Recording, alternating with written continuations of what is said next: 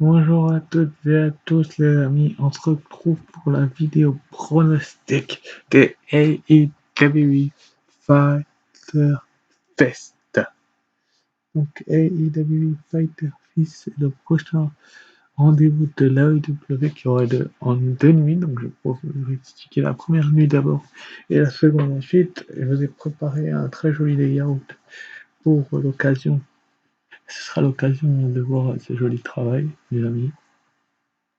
Au-dessus, on a Cody Rhodes et, et, comment et on a beaucoup de monde. Penelope Ford et Kaoshida.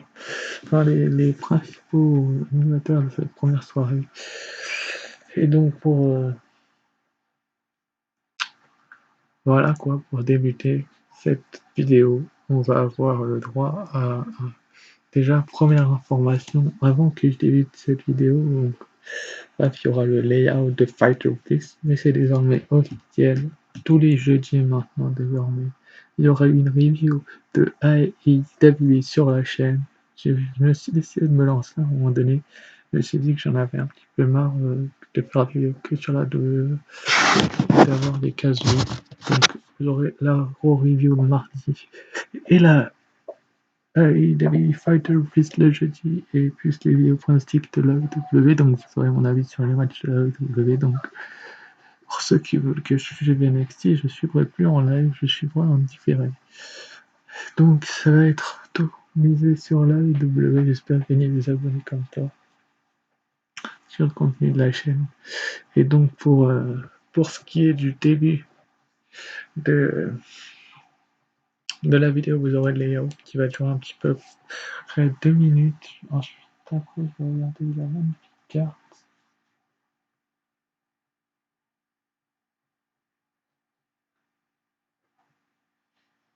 Juste un instant, je regarde cette magnifique carte. Donc il n'y a que 5 matchs, les amis, donc ça va aller vite. Pour ce show Fighter Fest de l'AEW. Donc, je vais vous rappeler la règle. Si vous êtes nouveau sur la chaîne, vous faites en commentaire vos pronostics. Et si vous avez tout bon, vous aurez une dédicace sur la chaîne et c'est pas donné à tout le monde.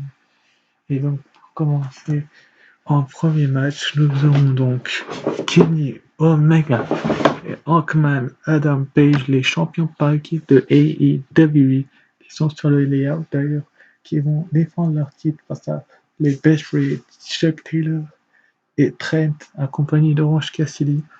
Donc, pour ce match, je pense que l'équipe de Kenny Omega et Hawkman Page vont conserver les titres par équipe de la AEW. Je vais m'expliquer pourquoi. Simplement parce que, pour première raison, simplement parce que vous aurez, je pense, un très bon match. J'ai rien contre les Best Friends, vous aurez un très bon match, à mon avis, entre ces deux équipes-là. Il y aura un très bon match. Donc, je pense que les Best Friends vont tenir tout ce qu'ils peuvent pour l'emporter, mais Omega et Hawkman Page sont quand même une très bonne équipe. Et même si ces deux catcheurs solo, même si Doro Wrestling ne les aime pas, d'ailleurs, fuck à toi, enfin, on sait tous ce qui va dire, ce qui manque à la PC, etc. C'est pas beau. Voilà, c'est tout ce que j'avais à dire. Et donc, pour ce match, donc, je pense que Omega et Hawkman Page vont gagner parce que pour moi, les Best Friends, donc Chuck Taylor et Trent, sont une très bonne équipe, comme j'ai dit, mais Kenny Omega et Hawkman Page sont l'une des meilleures équipes de la AEW. Si vous voyez ce que je veux dire, ils ont fait des super matchs contre, contre, contre les Young Bucks, par exemple, contre JT Marshall et Dustin Rhodes. J'en cite pas tout le monde, mais ils ont eu beaucoup de défenses de titre avec succès. Et je pense qu'il est grand temps qu'ils n'aient pas de run solo, qu'ils aient tout simplement une opportunité de scorer, de gagner ce match, quoi. de montrer au roster de l'AEW ce qu'ils valent encore une fois.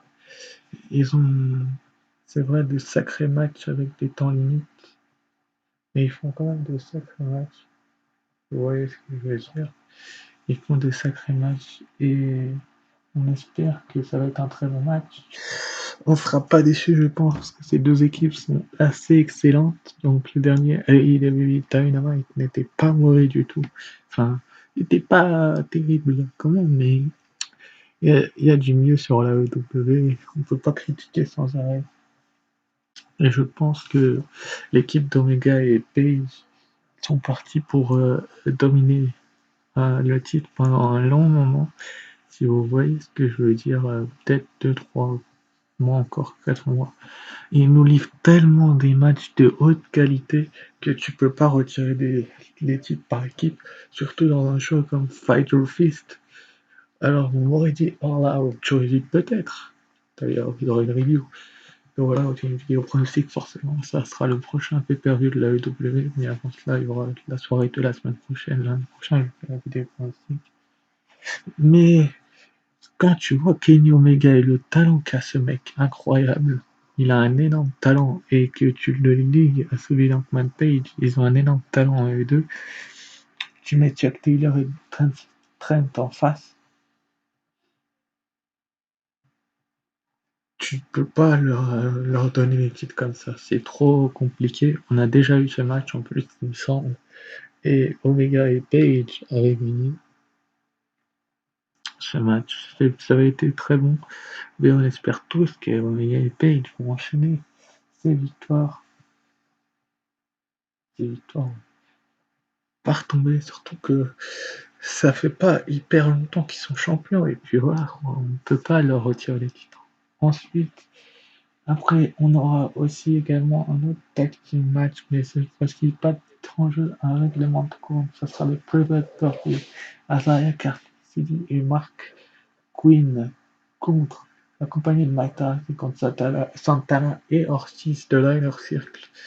Donc l'Inner Circle encore un très bon match, une très bonne construction, même s'il n'y en a pas eu énormément de construction sur ce match-là, à part une petite confrontation la semaine dernière, qui, euh, qui comment dire, qui n'a pas été décevante, si vous voyez ce que je veux dire. On s'est un petit peu pété entre tout le monde. Et je pense que l'équipe de Avaya, des Private Party, va battre Santana et Ortiz, parce que Santana et Ortiz, on les voit très peu dernièrement à l'AEW. Et vous n'avez pas le droit de modifier vos pronostics d'ailleurs en commentaire, je le vois. Ça. Et je vous aurai une dédicace, vous pronostiquez bien sûr. Et je le vois donc que les private parties vont être mis en avant. Et si tu mets Matardi dans leur coin, ce n'est pas pour rien, c'est pour que dans les prochaines semaines, il y ait quelque chose derrière. Et, et bah voilà quoi. Et en plus, les Santana et Ortiz ont eu peut-être leur petit run à la EW, enfin leur petit run, enfin, ils n'ont pas eu de titre, mais ils ont quand même été assez mis en avant avec la team de Chris Jericho. Ils restent sur une défaite parce qu'on voit que c'est le champion par équipe d'ailleurs à Double or Nothing, dont je vous avais fait une review. Enfin non, une vidéo pronostic, j'avais pas fait de review, j'avais pas eu le courage, mais là c'est officiel, la chaîne est lancée là-dessus, sur la EW. Les privates parties se sont fait littéralement vont littéralement avoir Santana et Ortiz. On sait tous que Santana et Ortiz ont une valeur à montrer aux gens, et c'est bien qu'ils le montrent. Littéralement, qu'ils montrent ce qu'ils valent. Alors certes, vous pouvez me dire, Santana et Ortiz sont une très bonne équipe, je ne dis pas le contraire, encore une fois, mais les private parties ont besoin d'être mis en avant, en valeur, en étant accompagnés par Matardi. Tu peux pas les faire perdre ce genre de combat, si vous voyez ce que je veux dire. Il n'y a quasiment aucune chance de les faire perdre, et c'est bien dommageable que de faire ça comme ça.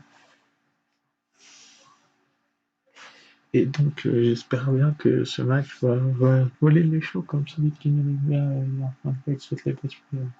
Ensuite, après, nous aurons Jurassic Express, donc Jungle Boy, et Luchasaurus, le mec qui pourrait être ses compagnons de Blockbuster, contre MJF et Wardlow. Donc, MJF et Wardlow, qui ne sont pas censés être en équipe, effectivement, comme la WWE Live France, il l'a tout à fait bien résumé.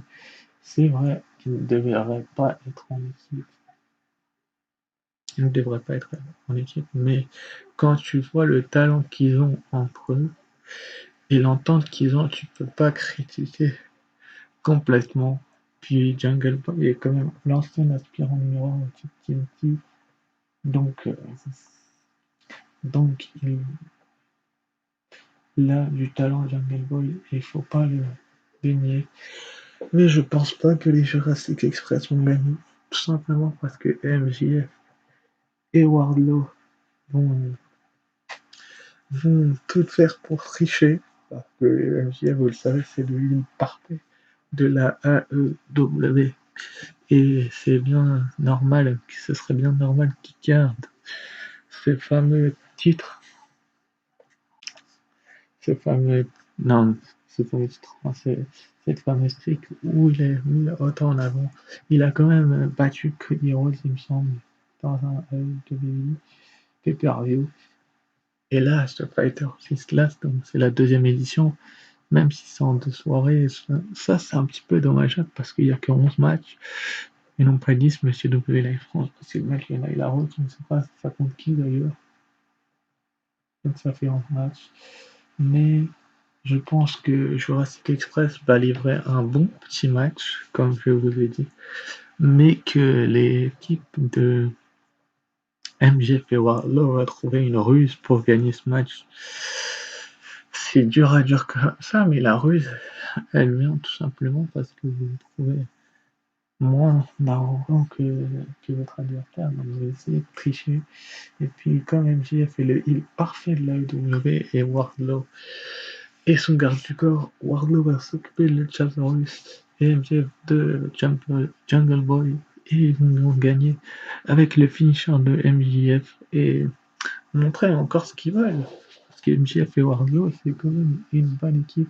Mais est-ce qu'ils vont pusher le Jurassic Express? Il y a cette question-là qui va se poser.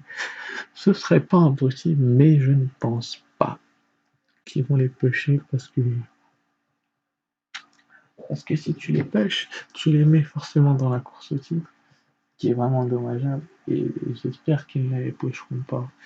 Donc, Jurassic Express contre MJF et Wardlow, c'est l'équipe d'MJF et Wardlow pour moi qui va gagner, parce qu'ils ont été plus mis en avant dans la rivalité, ils ont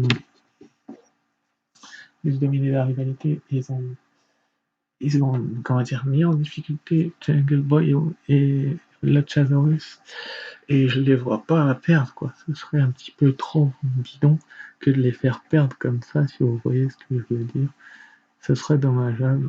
Et, mais ils vont perdre. Enfin, pardon, ils vont perdre, mais ce serait, ce serait bien de faire perdre MJF et Wardlow, c'est vrai. Mais ils vont gagner ce match et ils vont montrer à CI Express que tout simplement ils sont meilleurs que, pour la raison tout simple que MJF est meilleur que le Challenge Ross et Jungle Boy et Wardlow. C'est pareil, il a battu Mitchell la semaine dernière. Et c'est parti en cacahuète et j'espère que ça va être encore un bon match par équipe. C'est tout pour les matchs par équipe de cette première soirée. Ensuite, après, on aura donc le AEW Women's World Championship, donc Hikaru Shida qui va défendre son titre contre Penelope Ford ou Penelope Ford, c'est comme vous préférez. Est-ce que Penelope Ford peut remporter le titre? Pour moi, la réponse est simple, c'est non. Je ne vois pas Penelope Ford remporter ce titre de la AEW Women's Championship. On sait tous que Dr. Britt Baker va revenir à All Out, peut-être pour une feud avec Nyla Rose, même. Elle a l'air d'avoir une histoire avec Nyla Rose, je pense. Et peut-être pour défier Hikaru Shida également. Peut-être être la nouvelle aspirante d'Hikaru Shida, ça va pas être simple que de faire un choix, mais Penelope Ford ne peut pas remporter le titre. Elle a beau être la seule à avoir battu Hikaru Shida dans un match par équipe, vous allez me dire tout est possible, mais Hikaru Shida vient juste de remporter le titre récemment à Double or Nothing face à Nyla Rose dans un match brutal, si vous voyez ce que je veux dire, où elle a tout donné et tu vas pas lui retirer le titre alors qu'elle vient juste de le gagner, quoi. C'est vrai que tu pourrais lui retirer le titre, mais je pense pas qu'ils vont lui retirer le titre parce que tout simplement, c'est trop tôt. C'est trop tôt de lui enlever le titre maintenant. C'est beaucoup trop tôt de enlever le titre maintenant à Hikaru Shida. Si vous voyez ce que je veux dire. Hikaru Shida serait en grand danger si tu lui enlèves le titre maintenant. Mais voilà quoi les gens, c'est juste bien dommageable que Hikaru Shida conserve le titre, que le résultat sera pas président. Penelope Ford, si vous préférez, tout donner pour, euh, pour, euh, pour obtenir ce match de championnat. Mais Hikaru Shida est championne depuis un mois même pas. Et tu vas pas la faire perdre un mois après le début de son règne. Et puis tu as bien vu, tout comme moi, que dans la storyline, Penelope Ford se fait démolir par Hikaru Shida. Je sais pas si vous avez vu au dernier Dynamite, Hikaru Shida a eu un match, elle a battu son adversaire, Penelope Ford était dans le public d'ailleurs. Et enfin, ensuite, après, elle a attaqué Penelope Ford, et même Kip Fabian, le mari de Penelope Ford, a pris une droite en pleine tempe d'Hikaru Shida. Alors certes, il va avoir beau essayer de la gêner, je ne la vois pas perdre le titre maintenant, tout de suite. Ce serait trop bidon de lui faire perdre comme ça, surtout par la faute de Kip Fabian. Et puis Penelope Ford, à mon avis, va avoir d'autres storylines, d'autres scénarios dans les futures prochaines semaines. Peut-être pas la semaine prochaine, parce que la semaine prochaine sera la deuxième soirée, j'y reviendrai après. Donc, voilà quoi, les gens, c'est juste pour cette raison-là qu'Hikaru Shida, je la vois conserver le titre. Et puis, il faut plus de challengers, plus de niveaux. Et elle a relevé le niveau dans ce match de titre face à Nyla Rose. Certes, elle a été un petit peu sur le déclin, c'est vrai, ensuite, mais c'est compliqué d'avoir un titre, surtout quand c'est ton premier titre à la All Elite Wrestling. Et c'est la troisième championne de M Japan à détenir ce titre. Et on espère que Hikaru Shida va réussir à nous livrer encore des grands matchs. C'est le risque d'être un très grand match. Et enfin, en main event, nous aurons Cody Rhodes qui va défendre son titre TNT accompagné d'Anderson contre Jake Hager. Alors, je n'ai rien personnellement contre Jake Hager. Je ne vais pas lui cracher au visage, mais je ne pense pas que Jake Hager va repartir avec le titre. Tout simplement pour la simple et unique raison que Jake Hager est juste un challenger de transition et puis tu vas pas faire perdre de chance à Cody Rhodes, alors que je préfère vous le rappeler, il n'a plus de chance pour le titre mondial détenu par Jon Moxley. Je tiens à le préciser, il n'a plus de chance. Donc si tu le fais perdre, c'est n'importe quoi. Donc tu vas pas le faire perdre pour cette raison-là. Tout simplement qu'il a plus de chance au titre.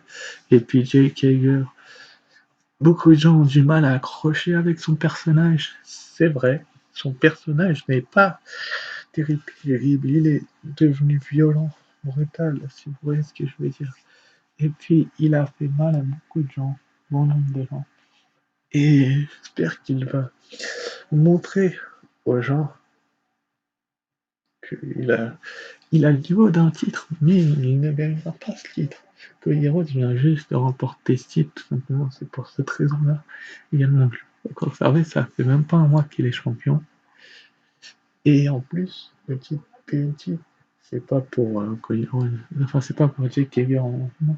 C'est pour plutôt mettre Cody Rhodes en valeur et en difficulté. Et je pense que ce match-là va être l'un des matchs de la soirée. Ça sera sans doute le main event Mais si vous voyez ce que je veux dire, l'un des meilleurs matchs, et c'est bien dommageable que de, de faire l'un de ses meilleurs matchs comme ça, et surtout de montrer à Cody le talent qu'il a face à Iger, le mettre en avant à ce point-là, et puis montrer surtout que Iger n'a pas de niveau. C'est Cody Rhodes lui-même qui a proposé le match à Jake Hager. Il était peut-être un petit peu trop un poil confiant, mais je pense qu'il va tout de même conserver le titre, si vous voyez ce que je veux dire là. Et s'il parvient à conserver ce titre, il nous prouvera tout simplement que dans cette AEW, le titre TNT sera l'un des plus précieux pour lui et qui sera l'un des meilleurs catcheurs. Si vous voyez ce que je veux dire.